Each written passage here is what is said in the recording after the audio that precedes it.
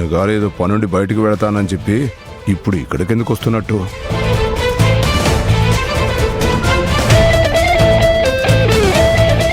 Sir మీరు బయటకు వెళ్తా అని చెప్పారు కదా సార్, మళ్ళీ ఇలా వచ్చారేంటి? మురళి సార్, మిత్ర ఆకాష్ నన్ను ఇక్కడికి రమ్మని చెప్పాను. వాళ్ళు వచ్చే వరకు మీ హెడ్ ఒక్క మాట కూడా మాట్లాడకూడదు.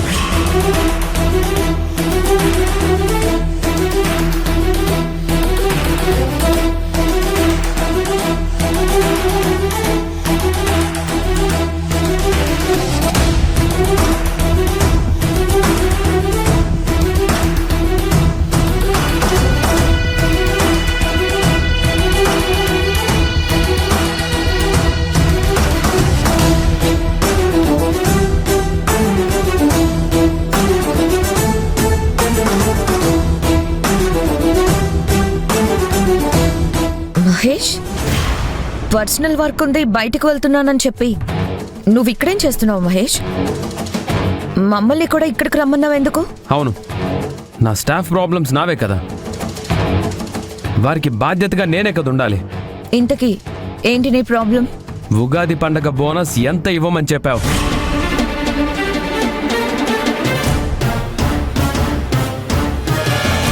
సార్ అడుగుతున్నారుగా, చెప్పండి మేడం. ఏ మురళి, నోరు మూసుకొని ఉండవు. మురళికి మీరు చెప్పినట్లే నేను మీకు కూడా చెప్తున్నాను.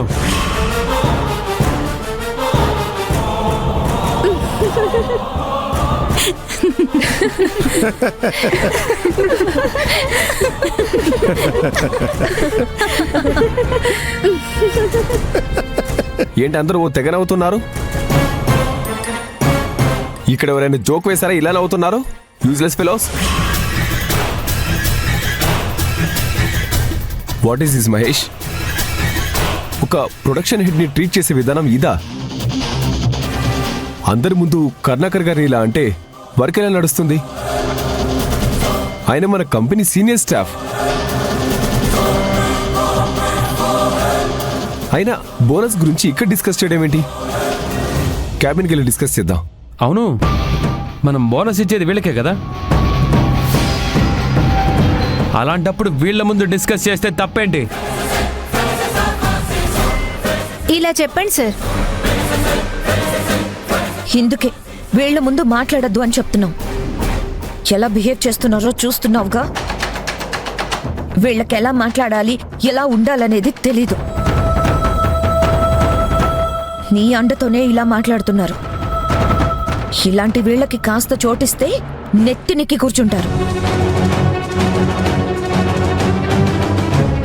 ఇందుకే రాజశేఖర్ అంకుల్ నిన్ను ప్రొడక్షన్ ఏరియాకి వెళ్ళొద్దని చెప్పారు. ప్లీజ్ మహేష్, మనం క్యాబిన్ లో కూర్చొని డీటెయిల్ గా డిస్కస్ చేద్దాం. కమ్. షట్ అప్ మిత్ర.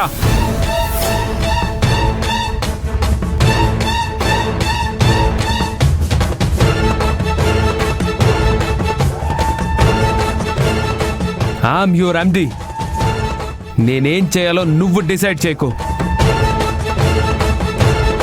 రే మహేష్, షట్ అప్ ఐ సే.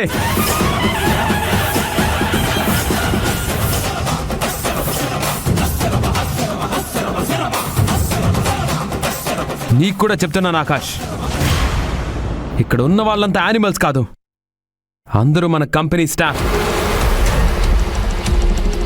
వాళ్ళకి గౌరవం ఇచ్చి మాట్లాడకపోవడం అంటే ఈ కంపెనీని అవమానించినట్టే.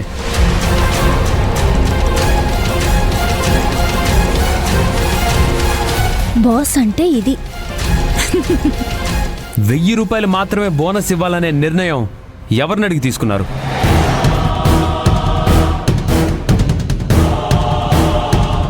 టెల్ మీ మిత్ర. Last month company turn over పడిపోయింది. ఈ మంత్ బోనస్ ఎవ్రీ ఇయర్ లాగే ఇస్తే అది కంపెనీ ఓవరాల్ ప్రాఫిట్ మీద ఎఫెక్ట్ అవుతుంది. దానివల్ల కంపెనీ వాల్యూ తగ్గిపోతుంది. అది ఎలా మేనేజ్ చేయాలనే దాని మీద డీప్ చర్చ జరిగిన తర్వాత ఈ ఇయర్ బోనస్ లో కోత విధించడమే సొల్యూషన్ అని మాకు అనిపించింది. ఇది నా ఒక్కదాని నిర్ణయం కాదు, మేనేజ్మెంట్ నిర్ణయం. Oh really? ఎస్ మహేష్. మేనేజ్మెంట్లో డెసిషన్ అథారిటీ డాడ్ది కదా, డాడ్ని అడిగి ఈ డెసిషన్ తీసుకున్నారా?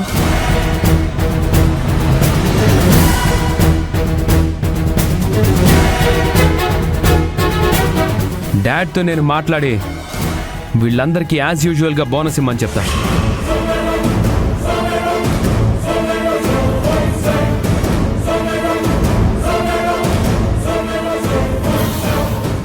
మహేష్ మహేష్,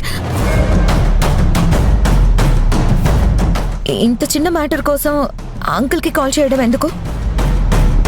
మనమే ఒక నిర్ణయం తీసుకుందాం. ఆయన బిజీగా ఉంటారేమో, డిస్టర్బ్ చేయడం కరెక్ట్ కాదు. మొత్తం ఇదే చేసింది, అందుకే ఫోన్ చేస్తాననగానే కంగారు పడుతోంది. డాడ్ అలా డిస్టర్బ్డ్గా ఫీల్ అవ్వరు, బికాస్ డాడ్ లక్ష్యం స్టాఫ్ వెల్ఫేర్.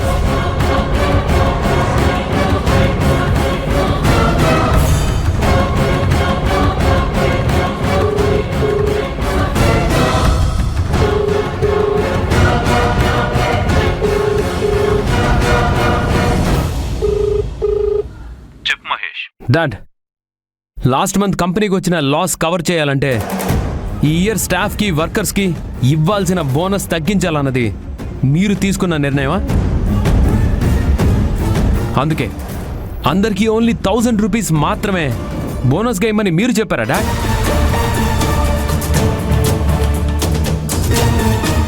మిత్ర ఆకాష్ కరుణాకర్ గారు ఇది అందరూ కలిసి తీసుకున్న నిర్ణయం అని చెప్తున్నారు. Is that true dad? What non sense! అలాంటి డిస్కషన్ నా ముందు ఎప్పుడు జరిగింది? నేనెప్పుడు ఓకే చెప్పాను? నీతో ఈ మాట చెప్పింది ఎవరు? మిత్ర చెప్పింది డాడ్. ఫోన్ తనకివ్వు. Okay dad.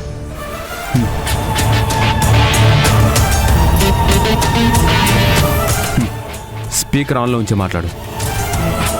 అంకుల్, మిత్ర, ఫోన్ స్పీకర్ ఆన్లోనే ఉంది.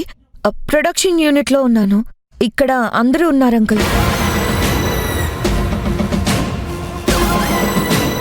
బోనస్ అనేది స్టాఫ్ మీద వర్కర్స్ మీద జాలిపడో దయతోనో ఇచ్చే అమౌంట్ కాదు. అది మన బాధ్యత మిత్ర. వాళ్ళు కూడా మన ఫ్యామిలీ మెంబర్స్ లాంటి వాళ్ళు.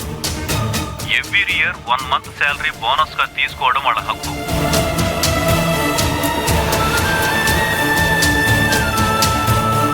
స్టాఫ్కి వర్కర్స్కి బోనస్ ఇవ్వడం వలన మన ప్రాఫిట్ తగ్గొచ్చు కానీ లాస్ రాదు.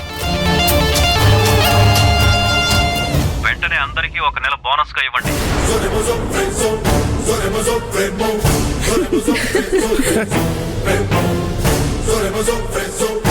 నన్ను అడగకుండా స్టాఫ్ శాలరీ విషయంలో కానీ ఇలాంటి బోనస్ విషయంలో కానీ మీరు ఎలాంటి డెసిషన్ తీసుకోకూడదు.